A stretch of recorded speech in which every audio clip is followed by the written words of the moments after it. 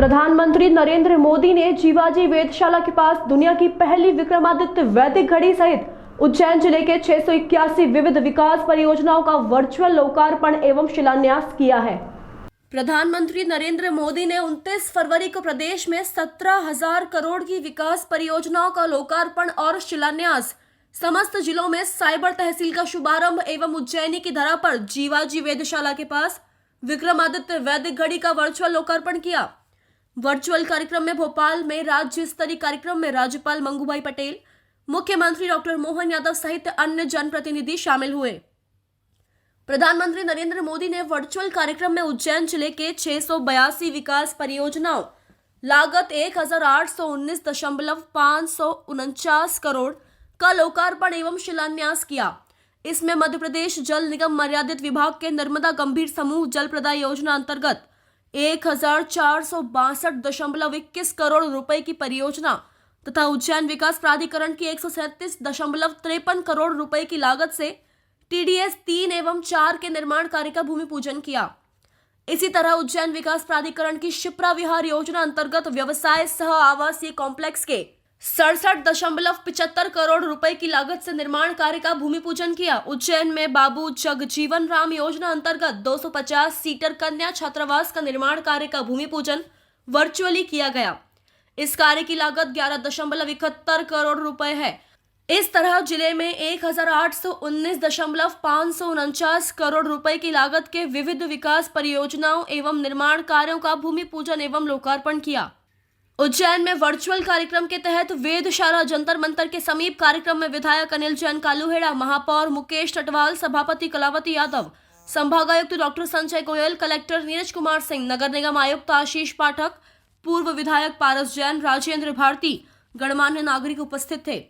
कार्यक्रम के प्रारंभ में भोपाल से राज्य स्तरीय कार्यक्रम में मुख्यमंत्री डॉक्टर मोहन यादव ने वर्चुअल के माध्यम से प्रधानमंत्री नरेंद्र मोदी के स्वागत अभिनंदन करते हुए अवगत कराया कि मध्य प्रदेश की 230 विधानसभा क्षेत्रों में वर्चुअल कार्यक्रम के माध्यम से 15 लाख से अधिक लोग जुड़े हैं।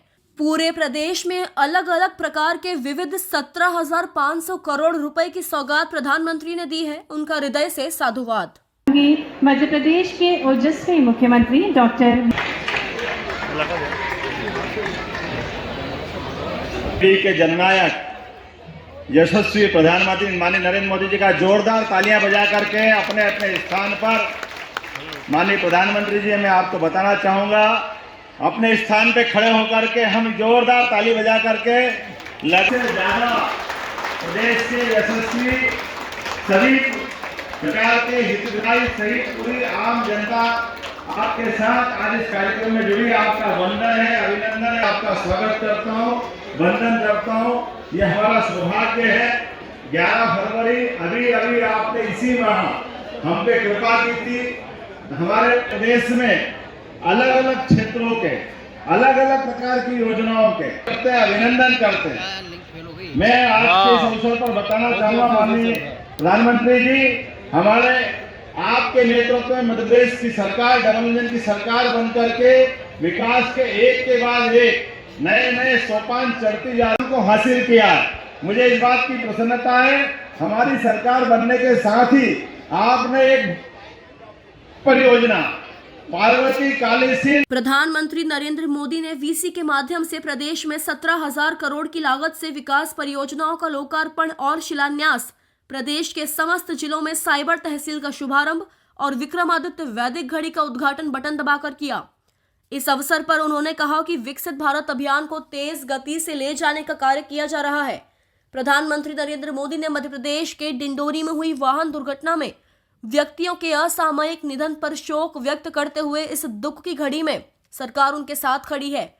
भारत तभी विकसित होगा जब हमारे राज्य विकसित होंगे। 1 मार्च से उज्जैन में विक्रमोत्सव का विशाल कार्यक्रम प्रारंभ होने वाला है। बाबा महाकाल की नगरी में प्राचीन काल से काल गणना का केंद्र रहा है और अब विक्रमादित्य वैदिक घड़ी स्थापित होने से पुनः काल गणना होगी। बाबा महाकाल की नगरी कभी पूरी दुनिया के लिए काल गणना का केंद्र थी, लेकिन उस महत्व को भुला दिया गया। अब हमने विश्व की पहली विक्रमादित्य वैदिक घड़ी फिर से स्थापित की है। ये सिर्फ अपने समृद्ध अतीत को पुनः याद करने का सिर्फ अवसर भर है, ऐसा नहीं है। ये उस काल चक्र की भी साक्षी बनने वाली है जो भारत को विकसित बनाएगा। इस वैदिक घड़ी की मुझे आइडिया तब आया जब मैं इंग्लैंड में अपनी मर्चेंट नेवी की पढ़ाई कर रहा था। तो मैं जब ग्रीनविच म्यूज़ियम घूमने गया, वहाँ पे शून्य रेखा जो पृथ्वी की मानी जाती है, उस जगह पे मुझे ये जाके ये जानकारी मिली कि ये शून्य रेखा पृथ्वी पे कहीं भी हो सकती थी। ग्रीनविच को सिर्फ इसलिए चुना गया क्योंकि इंग्लैंड ने इसकी रिसर्च ग्रीनविच पे कराई और उस समय इंग्लैंड का दुनिया में काफ़ी राज था और 75% पानी के जहाज़ ईस्ट इंडिया कंपनी के हुआ करते थे। तो मुझे ये समझ में आया कि जब ये कोई एक्चुअल पॉइंट नहीं है तो इसका कोई बहुत महत्व भी नहीं है, ये बस एक मॉन्यूमेंट है। तो एक्चुअल पॉइंट पृथ्वी पे कहाँ रहा होगा, या इसको जानने की मेरे अंदर जिज्ञासा जागी। जब ये जिज्ञासा के पीछे मैं थोड़ा भागा तो मुझे मालूम पड़ा कि उज्जैन में 1884 से पहले उज्जैन में अपना प्राइम मेरिडियन हुआ करता था और सारी कालगणना उज्जैन से हुआ करती थी, जो कि फिर 1884 में एक ग्रीनविच पे बैठक के बाद इसको शिफ्ट कर दिया गया और ये फिर प्राइम मेरिडियन वहाँ से हो गया। तो उज्जैन हमारा पृथ्वी के केंद्र में था उससे पहले। तो मुझे ये जान के बहुत अच्छा लगा। उसके बाद फिर जब मैंने थोड़ा समय पे और रिसर्च करी और ये जानने की कोशिश करी कि समय 24 ही घंटे का क्यों होता है, हम इंसान 24 ही नंबर पे क्यों है, कोई और नंबर क्यों नहीं सोचा।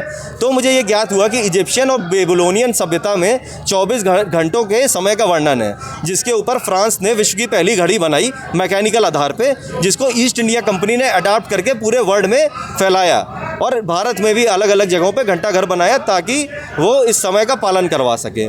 लेकिन उससे बहुत ही प्राचीन समय, बहुत सालों पहले भारत के पास खुद की काल गणना का सिद्धांत था। जब मुझे ये मालूम पड़ा कि ये जो मुहूर्त, ये 24 घंटे का समय किसी सभ्यता से आया है, तो मैंने ये सोचा कि और भी सभ्यताएं जानता हूँ, क्या और भी किसी सभ्यता में किसी समय का वर्णन है। तो मुझे भारतीय सभ्यता मिली जिसमें सूर्य के आधार पर 30 मुहूर्तों का समय का वर्णन था।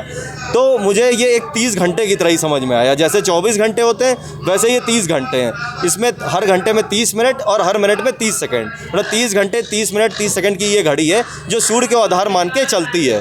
तो ये मुझे ज़्यादा इंटरेस्टिंग लगा क्योंकि हमारा जो पंचांग है, चाहे इंग्लिश चाहे हमारा हिंदू पंचांग, ये सूर्य को आधार मान के ही चलता है। लेकिन जो आज इंग्लिश समय से हम डेट बदलते हैं वो रात के 12 बजे बदलते हैं, वो सूर्य को आधार मान के नहीं करते हैं। तो जिसकी वजह से बहुत सारे देशों में डे लाइट सेविंग टाइम होता है और इस ऑप्टिमाइजेशन ना करने की वजह से बहुत सारी बिजली का भी लॉस होता है पूरे विश्व में।